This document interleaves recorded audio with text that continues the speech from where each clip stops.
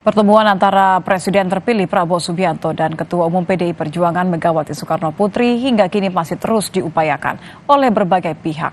Sekjen Partai Gerindra Ahmad Muzani mengungkap peran Presiden Jokowi sebagai pendorong pertemuan kedua tokoh tersebut.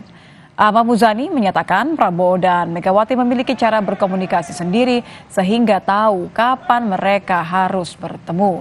Muzani membantah tudingan jika Presiden Jokowi menjadi penghalang pertemuan Prabowo Mega. Muzani menegaskan Presiden justru yang mendorong dan mengingatkan agar pertemuan Mega Prabowo terlaksana. Karena keduanya adalah sahabat dan kawan lama, keduanya juga sama-sama mengaku tidak punya masalah. Bu Mega mengatakan tidak punya masalah dengan Pak Prabowo, bahkan baik-baik saja hubungannya dengan Pak Prabowo. Demikian juga kami, Pak Prabowo, juga menyatakan hal yang sama, tidak ada masalah.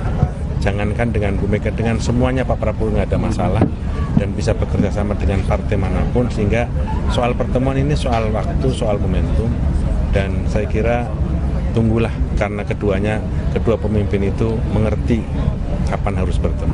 Ada yang bilang kalau Pak Jokowi jadi penghalang antara pertemuan Pak Mega, betul nggak Pak? Enggak, Pak Jokowi justru yang mendorong dan mengingatkan.